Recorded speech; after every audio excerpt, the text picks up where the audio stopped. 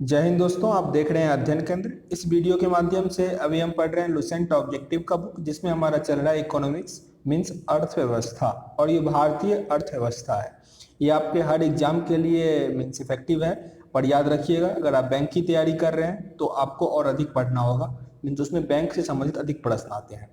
तो उसके अलावा और सभी एग्जाम के लिए सफिशियंट है ये बुक। तो आज इसका हम पहला एक्सरसाइज पढ़ेंगे, भारतीय अर्थव्यवस्था के महत्वपूर्ण पहलू। पर इससे पहले बता दें कि अगर आप मैथ भी पढ़ना चाहते हैं तो सर्च करोगे यूट्यूब में अध्ययन केंद्र मैथ, यानी तो लिंक डिस्क्रिप्शन बॉक्स में है। वहाँ से अभी सगीर अहमद का मैथ का बुक चल रहा है। धीरे धीरे बहुत सारे बुक मैं वहाँ कंप्लीट करूँगा मैथ के, तो जरूर विजिट कीजिएगा वो भी चैनल। चलिए स्टार्ट करते हैं। पहला प्रश्न है आपका, भारतीय अर्थव्यवस्था कैसी है? भारत का अर्थव्यवस्था कैसा है? तो भारत में मिश्रित अर्थव्यवस्था है। मिश्रित अर्थव्यवस्था का मतलब ये है कि यहाँ पे सरकार भी अपना बिजनेस कर रही है और जो पब्लिक है मीन्स जो प्राइवेट है, जैसे सामान्य लोग, वो भी अपना क्या कर रहे हैं, बिजनेस कर रहे हैं। उसी को क्या कहा जाता है, मिश्रित अर्थव्यवस्था। अगला प्रश्न है हमारा, मिश्रित अर्थव्यवस्था से क्या अभिप्राय है, मतलब उसका मतलब क्या है? तो सरकारी और निजी क्षेत्र का सह अस्तित्व। सरकारी मतलब हुआ पब्लिक और निजी मतलब हुआ प्राइवेट। तो पब्लिक और प्राइवेट दोनों कंपनियां अगर काम करेगी उसे हम कहते हैं मिश्रित अर्थव्यवस्था। जैसे कि इंडियन रेलवे है, व्यवसाय कर रही है सरकार, वो सरकारी हो गई। या फिर रिलायंस इंडस्ट्रीज, ये क्या है, प्राइवेट है। दोनों लोग अपना बिजनेस कर रहे हैं, तो ये क्या होता है, मिश्रित अर्थव्यवस्था। पर चाइना में क्या है, वहाँ पे सरकारी कंपनी ही काम करती है। तो हर जगह अलग अलग दृष्टिकोण चलता है, पर आपको याद रखना है भारत में कैसा है, मिश्रित अर्थव्यवस्था है। आर्थिक विकास के दृष्टिकोण से भारत का गिनती कैसा होता है? भारत क्या है, डेवलपिंग कंट्री है, विकास कर ही रहा है। ये क्या हो गया, विकासशील राष्ट्र। विकासशील राष्ट्र। विकसित राष्ट्र कौन सा होगा, कभी भी याद रखना, ऐसा कंट्री जिसको खाने के लिए भोजन जो होता है, भोजन रहन सहन, इसके लिए कमाना ना पड़े, वो होता है विकसित देश। जैसे कि ऑस्ट्रेलिया है, कनाडा, यूएसए, ये सब क्या है, विकसित देश है। और चाइना, इंडिया, ये सब क्या है, विकासशील है, डेवलपिंग कंट्री है। भारतीय अर्थव्यवस्था का कौन सा क्षेत्र सकल राष्ट्रीय उत्पाद में सबसे अधिक योगदान करता है? अच्छा ये समझ लो, सकल राष्ट्रीय उद्यान में सबसे अधिक जो है उसको तीन पार्ट में बांटा गया। एक होता है प्राथमिक क्षेत्र, द्वितीयक क्षेत्र और तृतीयक क्षेत्र। मीन्स प्राइमरी सेक्टर, मीन्स द्वितीय को हम लोग क्या बोलेंगे, सेकेंडरी सेक्टर, और तृतीय को टर्सरी सेक्टर कहा जाता है। इसको थोड़ा समझ लो, आगे दिक्कत नहीं होगा। प्राथमिक सेक्टर ऐसा सेक्टर जिसमें कोई भी पदार्थ हम नेचर से प्राप्त करते हैं। जैसे कि हम लोग खेती करते हैं, गेहूं मान लो हमने उपजाया, हम लोग कहाँ से करेंगे, प्रकृति से हम लोग प्राप्त करते हैं। सब्जी, ये क्या हो गया, प्रकृति से। रेशम मीन्स वो जो कपास होता है, कहाँ से करते हैं, प्राकृतिक सेक्टर से, सब हो गया। द्वितीयक सेक्टर जहाँ पे उद्योग इन्वॉल्व हो गया, जैसे कि मान लो घास के पत्ती से या बांस के पत्ती से पेपर बनाया गया, कागज बनाया गया, तो कागज उद्योग क्या हो गया, द्वितीयक सेक्टर हो गया। या फिर कोई उद्योग है, सीमेंट बन रहा हो, कपड़ा बन रहा होगा, ये क्या हो गया, द्वितीयक सेक्टर। जहां भी इंडस्ट्रीज इंक्लूड हो गया ना, वो हो गया द्वितीयक सेक्टर। और तृतीयक सेक्टर में सेवा होता है, सर्विस होता है। जैसे कि बैंक क्या करता है, कोई उद्योग नहीं करता, वो ना ही प्राइमरी है, वो आपको सर्विस देता है, सेवा देता है, आपके पैसे को रखता है, फिर आपका पैसा लौटाता है। लाइफ इंश्योरेंस क्या करता है, आपको सेवा प्रदान करता है। तो ये सब क्या हो गया, तृतीयक क्षेत्र। टेली कम्युनिकेशन क्या है, आपको सेवा देता है, तो तृतीयक क्षेत्र। समझ गए होगे? तो सबसे अधिक कमाई कौन करता है, तृतीयक क्षेत्र करता है। टर्सरी सेक्टर सबसे अधिक इनकम करता है। ये क्लियर हुआ यहाँ पे? आगे है बंद अर्थव्यवस्था, क्लोज्ड इकोनॉमी का अर्थ क्या होता है? नाम से ही क्लियर है, यहाँ पे इंपोर्ट और एक्सपोर्ट दोनों बंद होगा, ना तो आयात होगा ना ही निर्यात होगा। ऑप्शन हमारा डी सही होगा। छठा क्वेश्चन है, ऐसी अर्थव्यवस्था को क्या कहते हैं जिसका शेष विश्व से कोई संबंध नहीं है? जिसका पूरे विश्व से कोई संबंध नहीं है, मतलब ना तो आयात होता होगा ना ही निर्यात होता होगा। उसको अभी हम पढ़े हैं, बंद अर्थव्यवस्था कहेंगे, समृद्ध या बंद या क्लोज इकोनॉमी कहेंगे। आंसर हमारा क्या होगा, ऑप्शन नंबर बी। यह सत्य होगा कि भारत को परिभाषित किया जाए, भारत किस टाइप का इकोनॉमी है, तो यह श्रम अधिक्य वाली अर्थव्यवस्था है, मतलब यहाँ पे लेबर फोर्स क्या है, सबसे अधिक है। आंसर क्या बनेगा, बी। लेबर से याद आया कि इंटरनेशनल लेबर डे कब मनाते हैं, 1 मई को मनाते हैं, 1 मई को मनाते हैं, ठीक ना, 1 मई। इसका स्थापना कब हुआ था इंटरनेशनल लेबर ऑर्गेनाइजेशन का, 1919 में हुआ था, 1919 में हुआ था। किसी पूंजी का आर्थिक विकास निर्भर किस पर करता है, किसी देश का इकोनॉमिक डेवलपमेंट जो होता है वो मुख्यतः किस पर करता है, तो उसके लिए सब कुछ चाहिए, प्राकृतिक संसाधन भी चाहिए, मार्केट का सहज और पूंजी निर्माण भी चाहिए। तो आंसर क्या है यहाँ पे, उपरोक्त सभी चाहिए। पर याद रखना अगर मुख्य रूप से पूछ दे तब मेनली इंफ्रास्ट्रक्चर होता है, प्राकृतिक संसाधन इंपॉर्टेंट है पर उतना नहीं है। जापान देखो वहाँ पे प्राकृतिक संसाधन नहीं है पर इंफ्रास्ट्रक्चर, सरकार की नीति, ये सब वहाँ पे अच्छी काम कर रही है। यहाँ पे आपके ऑप्शन में दिया गया था उपयुक्त सभी, इसीलिए हमने उपरोक्त सभी पे टिक किया। आगे हमारा है वैश्वीकरण, ग्लोबलाइजेशन का अर्थ क्या है, ये प्रश्न कई बार पूछा गया है, नाम से ही क्लियर है। ग्लोबलाइजेशन मतलब पूरे विश्व का यहाँ पे बात किया जा रहा है। पूरे विश्व में अगर आपका जैसे देखो इंडिया से अगर हम यूएसए में भी मार्केट कर रहे हैं, चाइना के साथ भी कर रहे हैं, तो पूरे वर्ल्ड स्तर पे मार्केटिंग हो रहा है, उसी को क्या कहा जाता है, वैश्वीकरण या ग्लोबलाइजेशन। मतलब घरेलू अर्थव्यवस्था का वैश्विक अर्थव्यवस्था के साथ एकीकरण, पूरे दुनिया के मार्केट को अपने कंट्री में मीन्स मार्केटिंग करने का जो शक्ति प्रदान किया जाता है उसे हम कहते हैं वैश्वीकरण। आंसर क्या होगा अपना, सी होगा। वैश्वीकरण की प्रक्रिया से क्या अभिप्राय है, इसमें क्या होता है मेनली, तो अंतर्राष्ट्रीय व्यापार में बाधाओं को समाप्त करना। फिर यहाँ पे थोड़ा बहुत होता है, जैसे कि अभी मीन्स यूएसए और चाइना ये भी क्या करता है, वैश्वीकरण करता है, पर दोनों में क्या हो गई है, रिश्तों में खटास आ गई है, तो वो क्या करेगा, उस पर थोड़ा टैरिफ अधिक लगा देगा ताकि वो उसके मार्केट को बर्बाद ना करे या उसके मार्केट में कम आए। पर अगर वैश्वीकरण का बात हो, ये क्या होता है, अंतर्राष्ट्रीय व्यापार से बाधाओं को समाप्त कर देना, आसानी से वो भी एक्सेस कर पाएगा। आगे प्रश्न है हमारा, भारतीय अर्थव्यवस्था के वैश्वीकरण का क्या अर्थ है। कहीं भी अगर वैश्वीकरण का अर्थ है तो उसका अर्थ सेम ही होता है, दूसरे देशों के साथ आर्थिक संबंधों पर लगे प्रतिबंध को यथासंभव कम कर देना।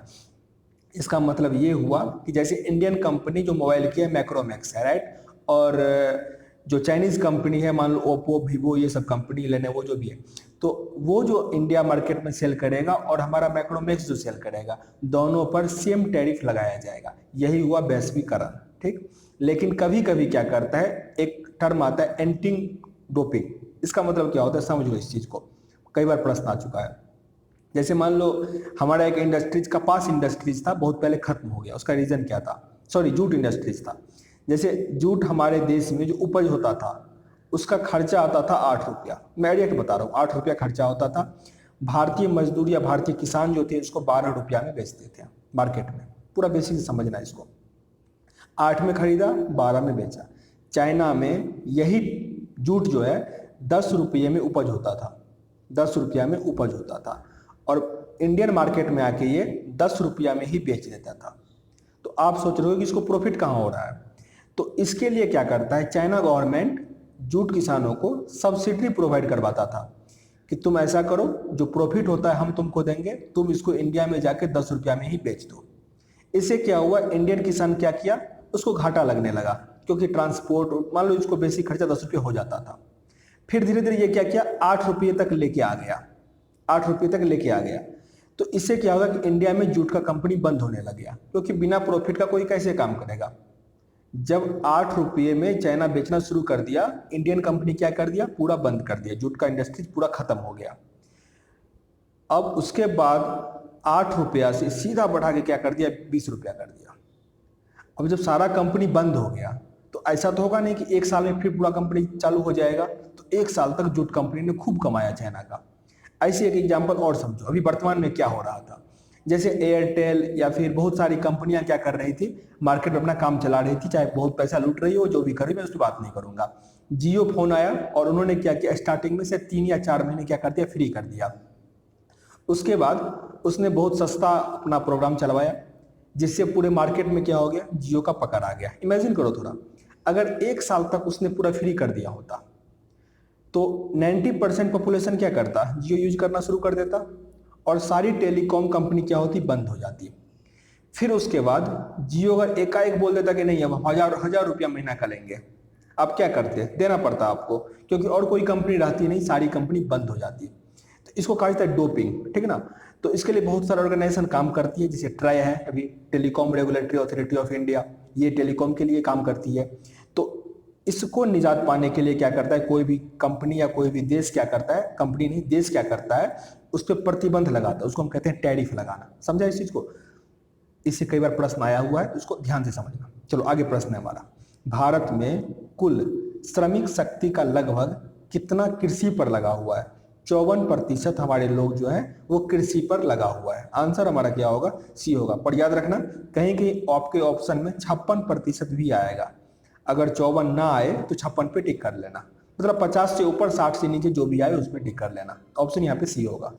भारत में अधिकतर बेरोजगारी कैसी है। देखो भारत में तकनीकी, चक्रीय, घर्षणात्मक सब बेरोजगारी है, पर संरचनात्मक बेरोजगारी सबसे अधिक है। संरचनात्मक बेरोजगारी, भारत में बेरोजगारी के आंकड़े एकत्रित एवं प्रकाशित कौन करता है, एकत्रित और प्रकाशित कौन करता है, एनएसएसओ, एनएसएसओ करता है। आंसर क्या होगा, सी, नेशनल स्टैटिस्टिक्स ऑर्गेनाइजेशन करके होता है ये। भारत में बेरोजगारी की किस्म पाई जाती है, तो भारत में सब प्रकार का बेरोजगारी है, ग्रामीण अल्प रोजगार, संरचनात्मक बेरोजगार, चक्रीय बेरोजगार, इनमें से क्या हो जाएगा, सभी आपका आंसर हो जाएगा। कृषि में मूलतः किस प्रकार की बेरोजगारी की प्रधानता देखने को मिलती है। जब मूलतः शब्द का प्रयोग कर दिया गया तो किसी एक का बात कर रहा है, उसमें क्या होता है, अदृश्य बेरोजगारी, इसको समझ लो, अदृश्य बेरोजगारी, इसी को छुपी हुई बेरोजगारी भी कहते हैं।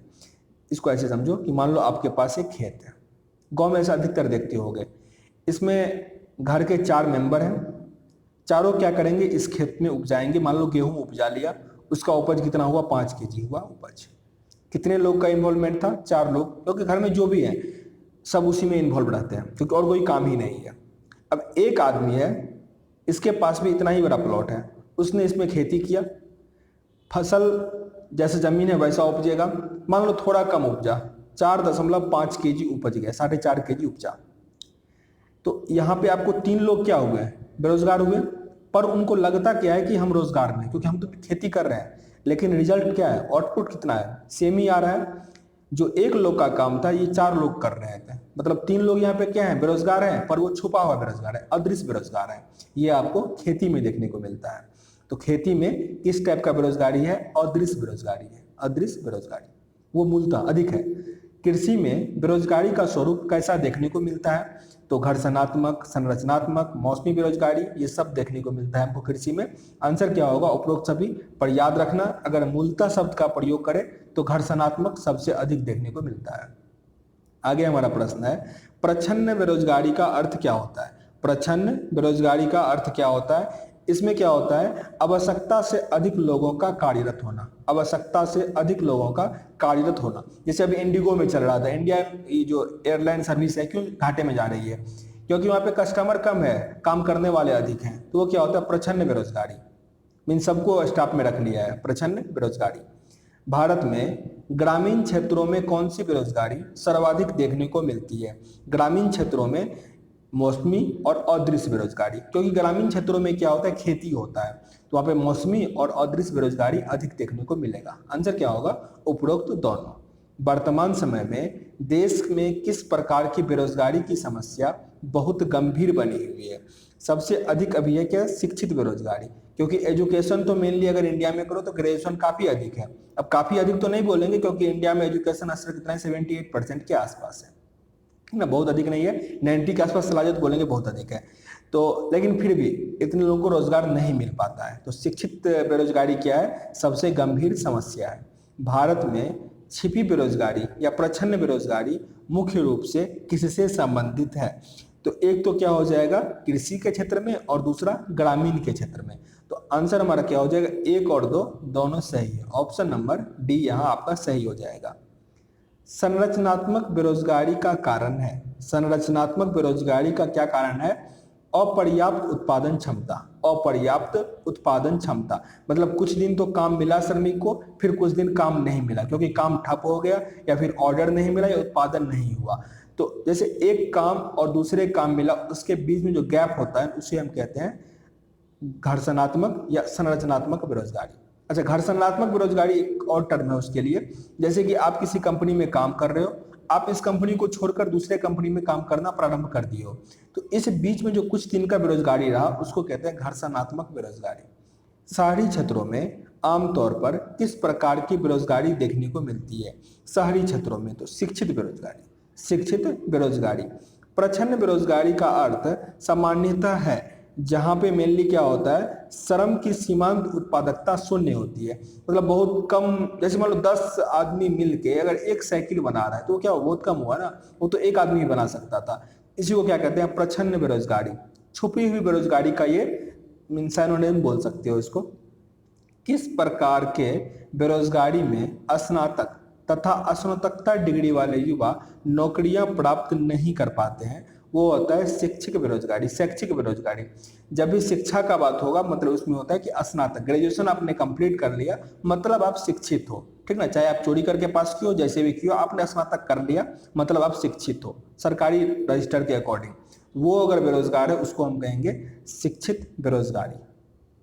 मैंने चोरी का जिक्र किया, इसका मतलब ये नहीं कि आप लोग कमेंट में लिखना शुरू कर दो कि सर मैंने चोरी करके नहीं पास किया, ठीक ना। आगे प्रश्न है हमारा, डैश बेरोजगारी तब होती है जब लोगों को वर्ष के कुछ महीनों के दौरान रोजगार नहीं मिल पाता है। मौसमी बेरोजगारी क्या हुआ कि कुछ महीने में, जैसे कि बारिश हो गया, ये जनरली ग्रामीण में देखने को मिलता है कि बारिश के टाइम में क्या होता है, सब रोजगार ठप पड़ जाता है, तो उसे हम कहते हैं मौसमी बेरोजगारी। प्रच्छन्न बेरोजगारी को किस नाम से और जाना जा सकता है? वो होता है अल्प बेरोजगार। अल्प बेरोजगार। प्रच्छन्न बेरोजगारी निम्नलिखित में से किसकी एक विशेषता है? ये होता है कृषि, कृषि के क्षेत्र में। वही अदृश्य बेरोजगारी जहां देखने को मिलेगा वही आपको प्रच्छन्न बेरोजगारी भी देखने को मिलेगा। निम्नलिखित में से कौन भारत में गरीबी रेखा का निर्धारण करता है? इनमें से कौन गरीबी रेखा का निर्धारण करता है? तो नीति आयोग, जो पहले क्या था, प्लानिंग कमीशन था, नीति आयोग। नीति आयोग का हेड जो होता है प्रधानमंत्री होता है, फिर अध्यक्ष और उपाध्यक्ष भी होते हैं, वो टाइम टाइम पे चेंज होते रहता है, तो आपको एग्जाम देने से पहले उसको याद करना होता है। भारत के किस राज्य में गरीबों का प्रतिशत सबसे अधिक है? भारत के किस राज्य में गरीबों का प्रतिशत सबसे अधिक है? तो वो है छत्तीसगढ़ में। छत्तीसगढ़। ऑप्शन क्या होगा? बी। अल्प विकसित देशों में गरीबी का मुख्य कारण क्या है? अल्प विकसित, यहाँ पे विकासशील और विकसित की बात नहीं की जा रही है। अल्प विकसित देशों में गरीबी का मुख्य कारण क्या है? आय में असमानता, मतलब कुछ लोग क्या करते हैं, बहुत अधिक कमाते हैं और कुछ लोग बहुत कम कमाते हैं, वही होता है आय की असमानता। भारत में निर्धनता के स्तर का आकलन किया जाता है। निर्धनता का आकलन किया जाता है परिवार के उपभोग व्यय के आधार पर, मतलब आप कितना खर्चा कर रहे हो उसके आधार पर आकलन किया जाता है। पर सबसे अच्छा आकलन क्या होता है किसी भी कंट्री का मापने का?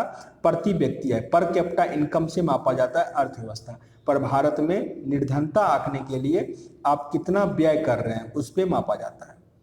मुख्यतः गरीबी उन्मूलन हेतु निम्नलिखित में से किस प्रधानमंत्री ने मूल रूप से 20 सूत्री कार्यक्रम प्रारंभ किया था? 20 सूत्री कार्यक्रम इंदिरा गांधी के द्वारा प्रारंभ किया गया था। ऑप्शन हमारा डी आंसर होगा। निम्नलिखित में से किस राज्य को अत्यधिक कुपोषण के कारण भारत का इथोपिया कहा जाता है? भारत का इथोपिया कहा जाता है मध्य प्रदेश को। भारत का इथोपिया किसे कहा जाता है? मध्य प्रदेश को। यहाँ सबसे अधिक कुपोषित बच्चे पाए जाते हैं। निम्नलिखित में से कौन सा एक सूचकांक भारत में गरीबी की तीव्रता की माप के लिए सबसे प्रयुक्त है?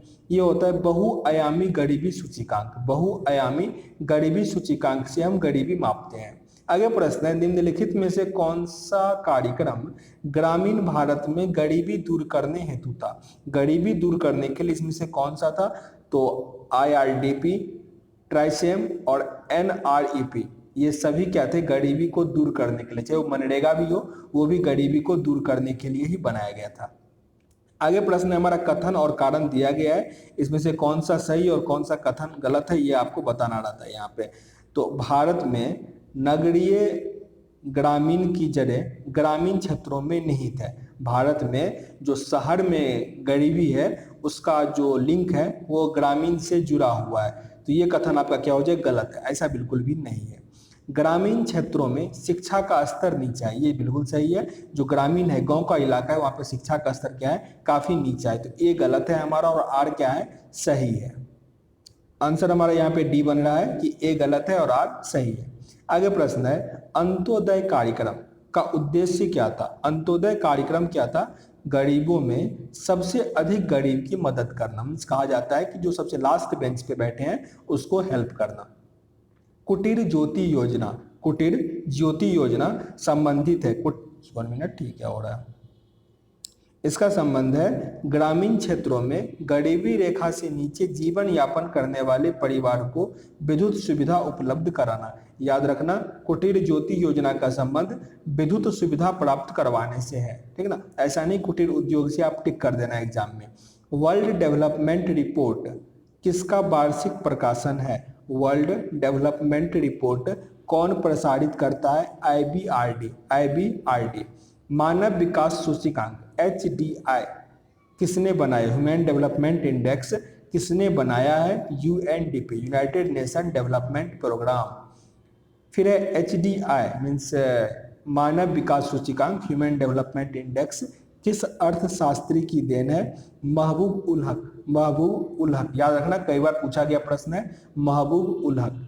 निम्नलिखित में से कौन सा मानव विकास सूचकांक का हिस्सा नहीं है, मतलब उस सूचकांक में किसको नहीं मापा जाता है। तो सकल नाम निवेश का दर नहीं नापा जाता है, जबकि स्वास्थ्य और पोषण, जन्म के समय जीवन प्रत्याशा और प्रति व्यक्ति आय, इस तीनों को उसमें मापा जाता है। मानव विकास सूचकांक का आधार क्या है, मतलब वो किस किस बिंदुओं पर काम करता है, मापता है उसको। तो वह स्वास्थ्य मतलब हेल्थ, एजुकेशन और लाइफ एक्सपेक्टेंसी मीन्स जीवन स्तर, मीन्स कौन कितना दिन तक जिंदा रहता है या फिर उसका लाइफ हेल्थ कैसा है, उसको वो मेजर करता है। राज्य स्तरीय मानव विकास रिपोर्ट जारी करने वाला प्रथम राज्य कौन सा था। प्रथम राज्य बना था मध्य प्रदेश। मध्य प्रदेश। संयुक्त राष्ट्र विकास सूचकांक means United Nation Development Programme की मानव विकास रिपोर्ट के तर्ज पर भारत की पहली मानव विकास रिपोर्ट कब जारी की गई थी, अप्रैल 2002 में। अप्रैल 2002 में।